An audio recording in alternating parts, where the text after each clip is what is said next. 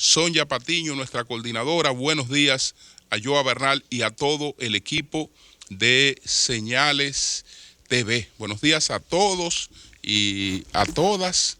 Expresar nuestra solidaridad con Capul y con doña Consuelo con motivo del fallecimiento de la madre de Capur, la señora Andrea García. Ayer estuvimos temprano en la funeraria Blandino para solidarizarnos con ellos. Pudimos hacerlo con las hermanas de Capul, porque él aún no había llegado, se había retirado muy tarde de la funeraria la noche anterior y lamentablemente no le pude ver, pero nuestra solidaridad con él y con toda su familia. Hoy hay una confusión que vamos a aclararla desde que sea posible con Juan Uvieres, porque se publica que el paro no va, pero fue que ayer Fenatrado dio dos informaciones distintas. Dijo que el paro no iba porque se había producido una petición de funcionarios para un entendimiento, para un diálogo, y que por eso el paro no iba. Él iba a perdonar el lunes y entonces iba a llevar a cabo el paro otro día. Después surgió la información de que el paro iría, pero que el paro iría solamente va en la región sur, que no van a obstaculizar a los otros, que no impedirán que la gente se monte en otros vehículos, sino que solamente ellos se paralizarán. Entonces hay confusión hasta en la propia gente de Fenatrano. Por fin, ¿estamos o no estamos? ¿Va o no va? ¿Qué es lo que ha pasado? Entonces aclaremos eso. Ojalá que no vaya el paro, que todo el que viene camino a sus actividades cotidianas las pueda realizar sin ningún problema este lunes. Son las 7 en punto de la mañana. El sol de la mañana. El sol de la mañana. Bueno, señores, hay una joven, la joven se llama Pamela Martínez Santos, que escribió una carta, una queja, que la publicó almomento.net. Leí su queja y quiero reproducirla porque sería importante que este tipo de cosas no se dejaran como un cuestionamiento más, como una especulación, como lo que fuere, sino que se presentaran las respuestas adecuadas. Ella la tituló Carta de una hija de Machepa, indignada por el sistema de cuñas y relaciones en RD. Entonces dice Pamela Martínez Santos lo siguiente: escribo este post sumamente indignada, decepcionada y llena de rabia e impotencia. Vivo en un país en el que no importan los esfuerzos del ciudadano. Si no estás pegado con alguien grande, te jodiste. Soy graduada de la carrera de Derecho de la Universidad Autónoma de Santo Domingo, UAS, del año 2014. Deposité los documentos para fines de C4 en abril del presente año en la Procuraduría General, donde me dijeron que el decreto tardaba 6 meses para salir. El plazo me pareció excesivo, pero si son las reglas, ni modo. Pues resulta que un conocido mío depositó dichos papeles en el mes de julio y para mi sorpresa el decreto de dicha persona salió a los 2 meses, por lo que él mismo me recomienda llamar a la Procuraduría, ya que si pudo salir el decreto de un expediente depositado en julio, lo más lógico es que el de abril también haya salido. Siguiendo su consejo, procedo a llamar por enésima vez a la Procuraduría General, donde me contesta una joven, muy grosera por cierto, que esos documentos no los han enviado de la presidencia. Le hago la observación del caso de mi conocido y que por qué siendo depositado mi expediente 3 meses antes que el de él, el mío aún no está el mío aún está en el aire. A lo que la joven me contestó, todo depende del contacto que su conocido tenga en la presidencia de la República Dominicana. Indignada le pregunto, ¿y así son las cosas? A lo que ella me contestó, tú sabes que aquí todo se consigue por relaciones. Si tú no las tienes, solo te queda esperar. Quiere decir esto que por no ser familiar o amiga de una persona importante, mi esfuerzo no vale nada. ¿Vale la pena entonces pasar años estudiando y enfrentando vicisitudes en las diferentes universidades para luego encontrarse con la cruel realidad de que los hijos de Machepa no valen nada para el gobierno? ¿Dónde está la ética, la vocación de servicio y la pulcritud con la que debe manejarse tanto la Presidencia de la República Dominicana como la Procuraduría General de la República? He querido leer esta carta de Pamela Martínez Santos para que pues se produzca una respuesta.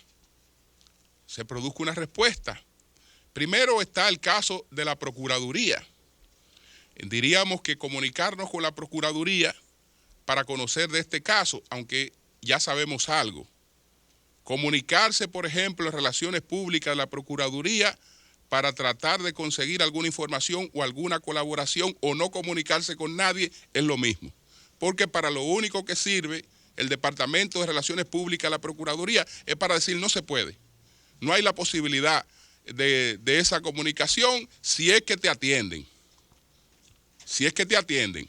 Entonces, no sé si llamar directamente al Procurador General de la República para que explique cuál es el mecanismo, porque se supone que esta cuestión debe producirse en el orden de llegada.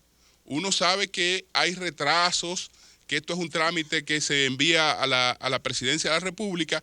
En la Presidencia de la República debería responder por esto la Consultoría Jurídica del Poder Ejecutivo. Es decir, ¿cuál es el mecanismo que tiene la Consultoría Jurídica del Poder Ejecutivo para estas tramitaciones de C4?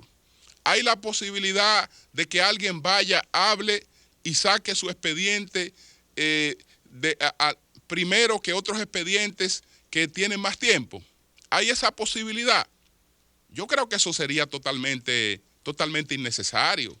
Absolutamente innecesario sería eso. Pero bueno, hasta ahora la única digamos, versión que tenemos es la que ofrece Pamela. Por lo tanto, esa es la que tenemos que creer.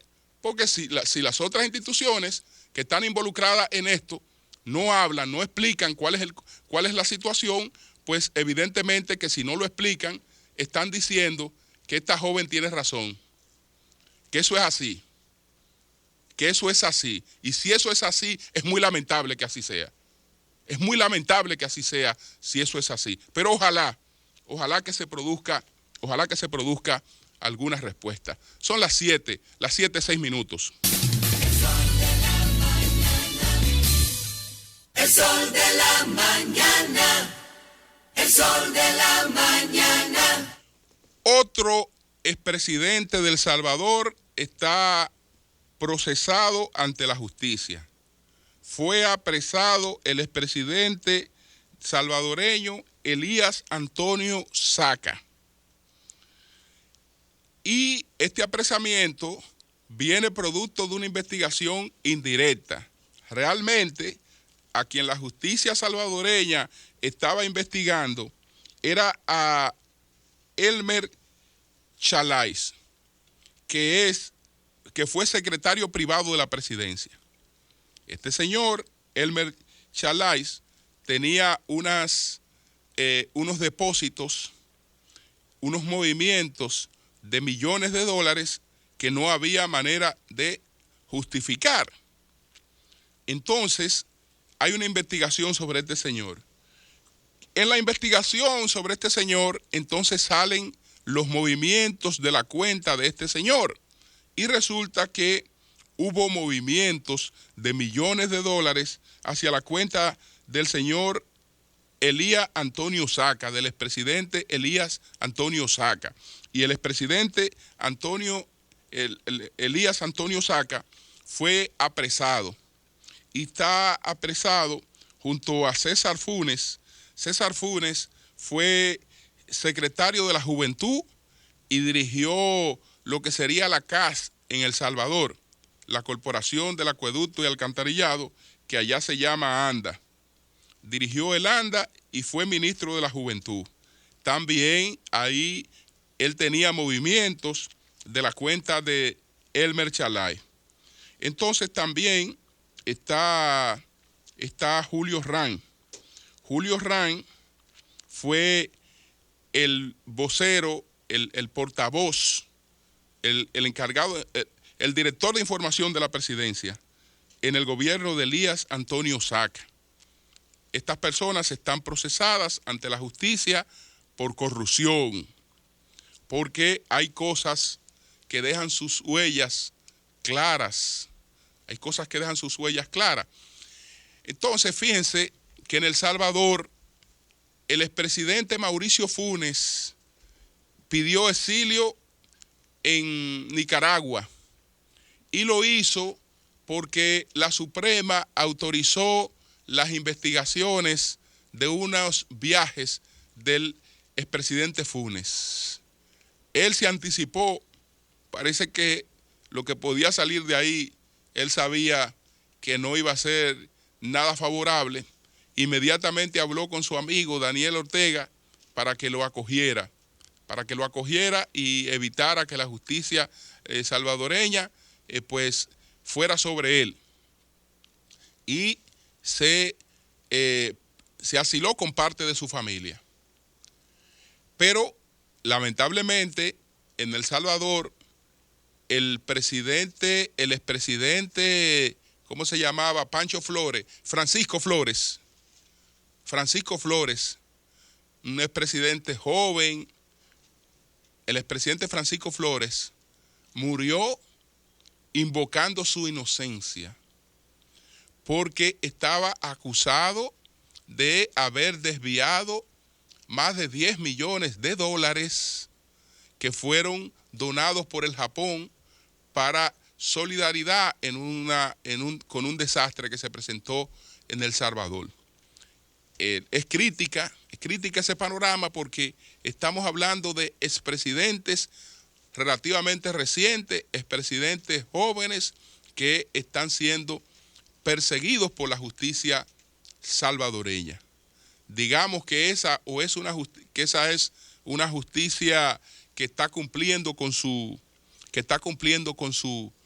papel, que no está permitiendo que después de usted salir del poder sea sencillamente borrón y cuenta nueva para que los nuevos incumbentes hagan lo propio, repetir los mismos vicios de las instituciones. Esa es una lección, pues, importante la que se está viviendo en El Salvador, en el pulgar de América, el país más pequeño de Centroamérica.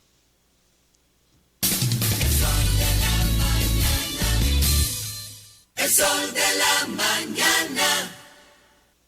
El presidente Danilo Medina participó en la cumbre número 25 de los jefes de Estado de Iberoamérica, que incluye España y Portugal, porque realmente esta fue una entidad que la empujó sobre todo España con la finalidad de promover el desarrollo político e institucional en sus antiguas colonias, porque a esas colonias hemos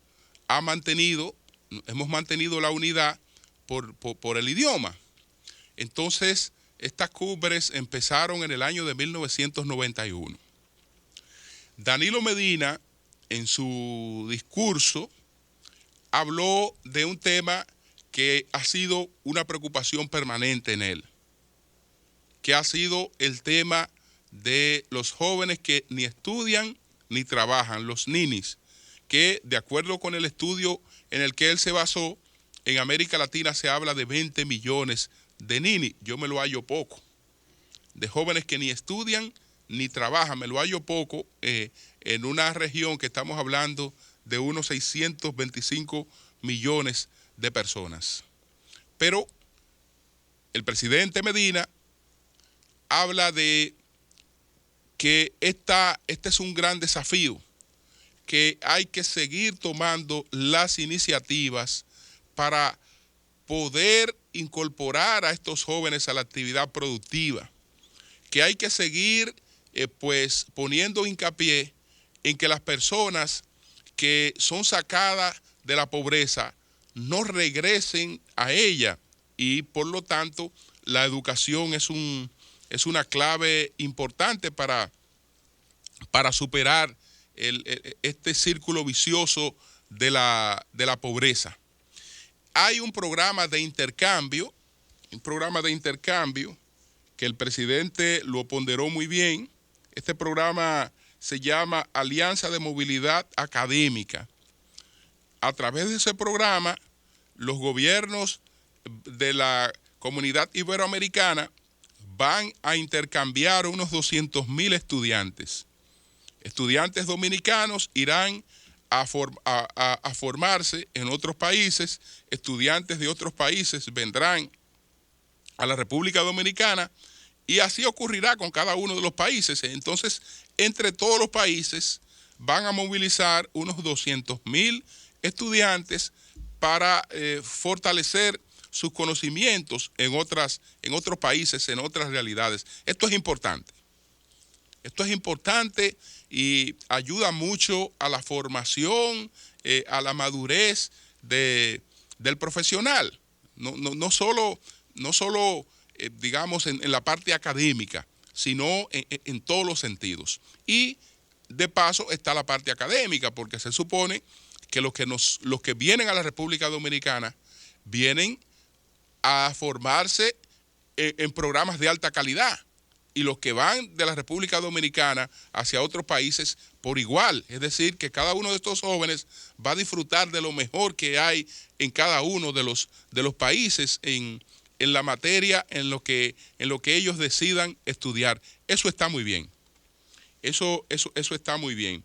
Entonces, Danilo Medina habla del mercado de los 625 millones de personas, que en la medida en que este sea un mercado de gente con capacidad de compra, pues va a fortalecer la economía de todos los países y su vocación exportadora, pero además su mercado interno. En todas estas cosas el presidente tiene razón, y su discurso ha sido coherente con su práctica.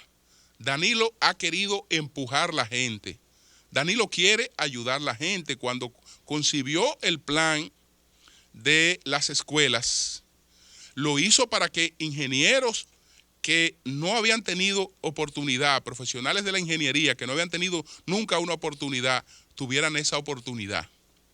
Lo que siempre se meten son cuñas en el camino que distorsionan las cosas, porque ya ustedes vieron, por una parte, por qué vía se llegó a distorsionar tanto este programa, que al final de la jornada el ingeniero buscaba o una soga para ahorcarse, o se daba un tiro, porque no tenía, o sencillamente se quedaba frustrado por ahí, porque en el camino aparece siempre la distorsión.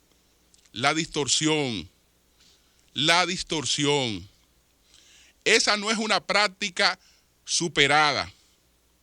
Esa práctica se mantiene en algunos aspectos, y eso impide que cosas que se hacen para empujar de verdad a la gente la terminen beneficiando, porque siempre se busca afectar al que ha ganado legítimamente, por ejemplo, una licitación.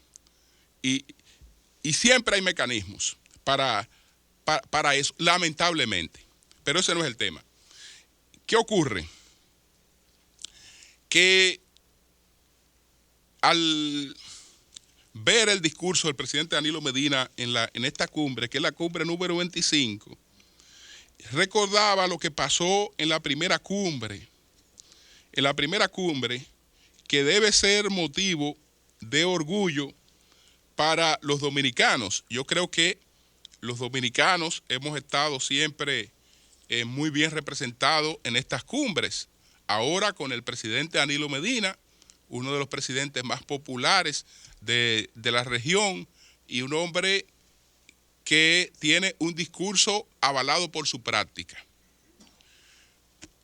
Anteriormente habíamos estado representados en esta misma cumbre por el doctor Leonel Fernández, que en el plano de la integración en la región, pues ha sido una de los grandes impulsores de todos los procesos de integración en la región. Estuvimos representados por el expresidente Hipólito Mejía y estuvimos representados por el presidente Balaguer.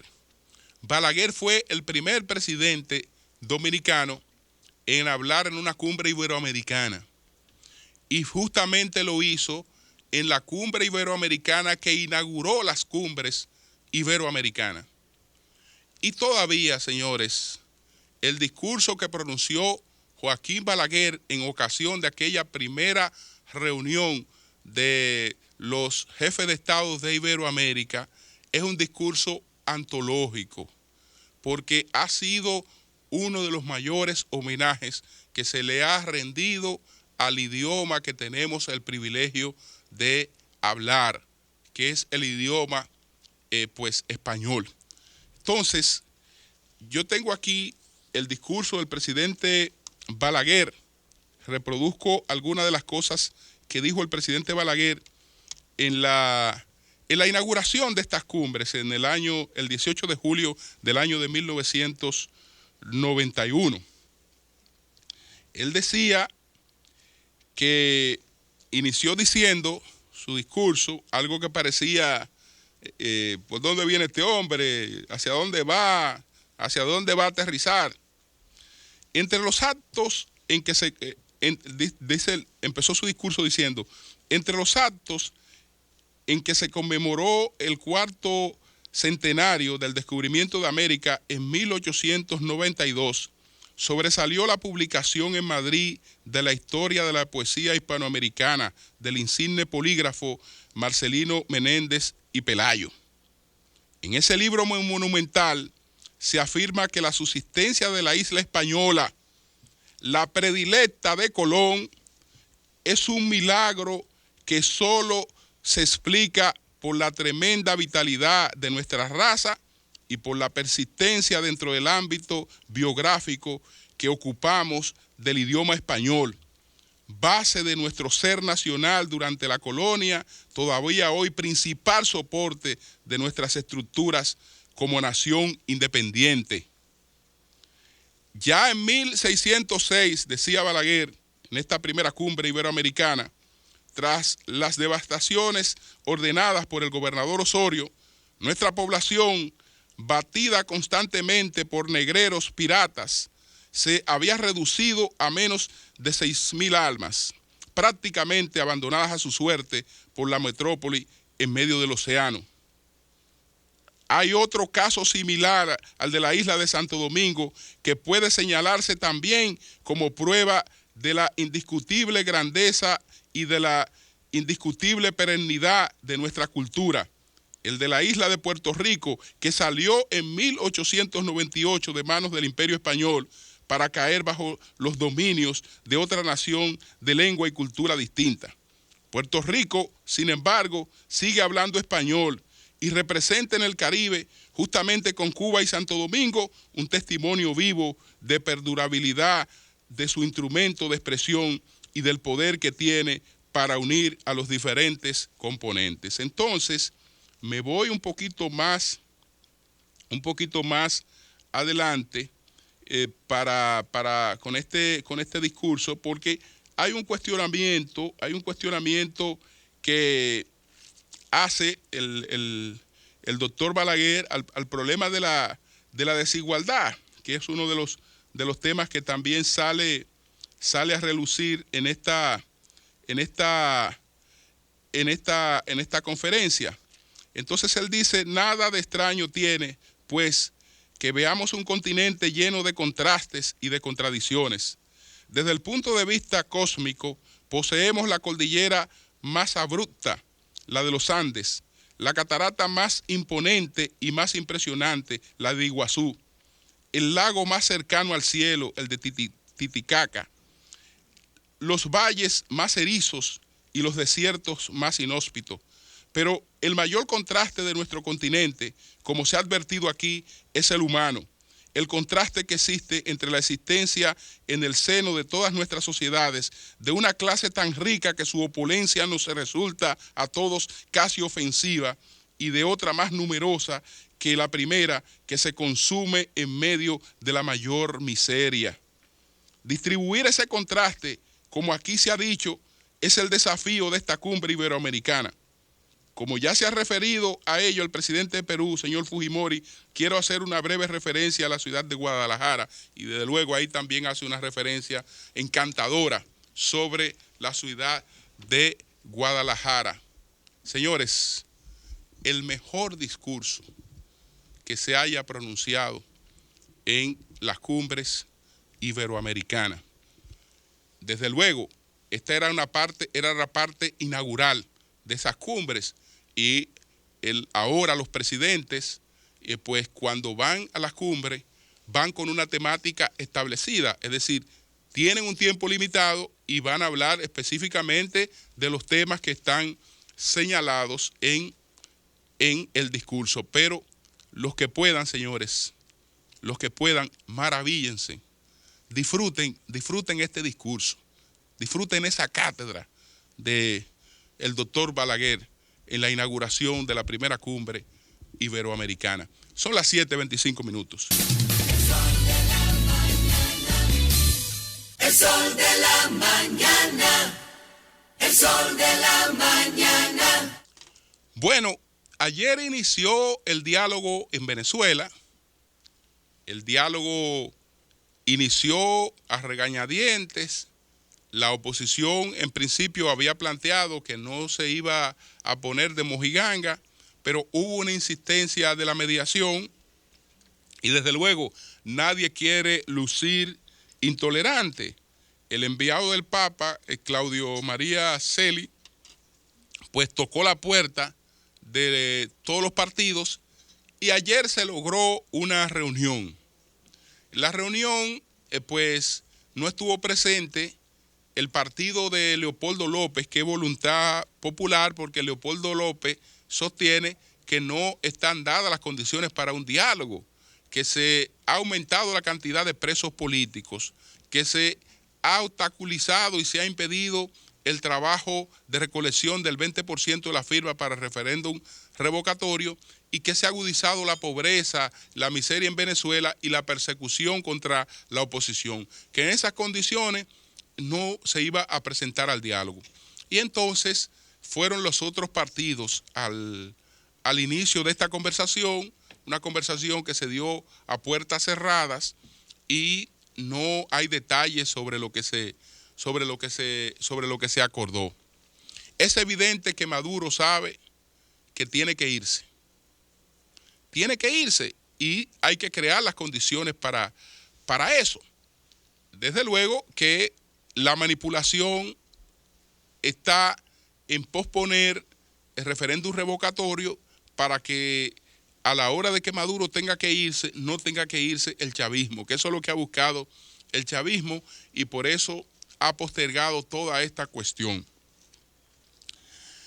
Ojalá que de este diálogo, ahí está el expresidente Leonel Fernández, ahí está el expresidente Rodríguez Zapatero, el expresidente Martín Torrijos, junto al enviado del Papa, y están otras personalidades tratando de buscar algo que parezca una solución, algo que transmita la esperanza de alguna solución en Venezuela.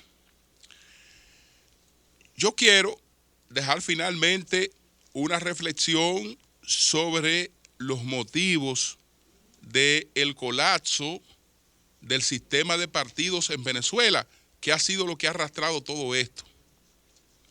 Porque Hugo Chávez llegó al poder ya sobre el cadáver del sistema de partidos. Él no fue el que lo sepultó. El sistema de partidos ya estaba sepultado cuando llega Hugo Chávez, al extremo de que, como destacaba en un comentario en estos días, Hugo Chávez no compite con ningún político importante.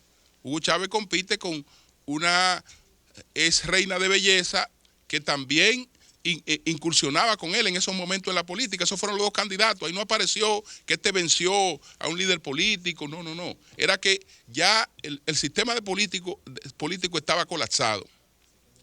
Ahora, hay una cosa que debe servirnos de reflexión en el colapso del sistema político, porque ese sistema político dio síntomas muy a tiempo de desgaste.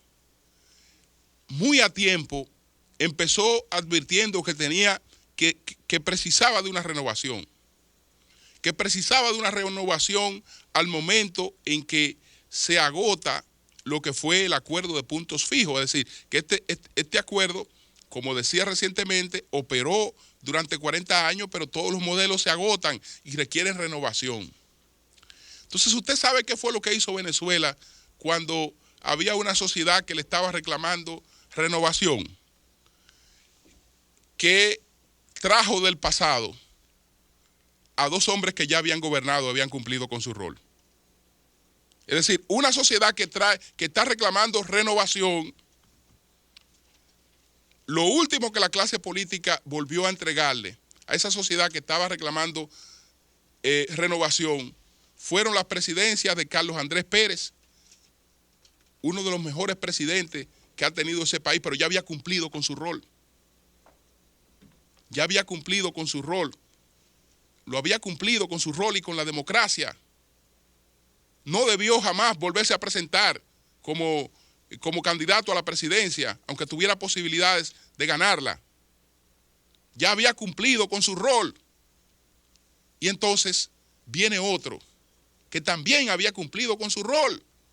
Habían sido presidentes bajo el acuerdo de puntos fijos y habían hecho buenos gobiernos. Viene Rafael Caldera. Es decir, un país que está reclamando renovación, vienen ya dos políticos pensionados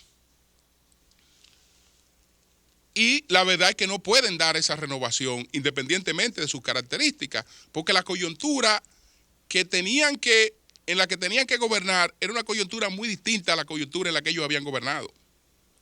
Y los tiempos también ya empezaban a ser distintos a los tiempos en los que ellos habían gobernado. Ahí se sepultó el sistema de partidos en Venezuela.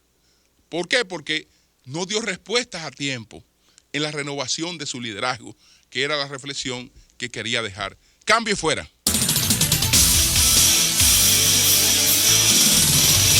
El sol de la mañana, el sol de la mañana.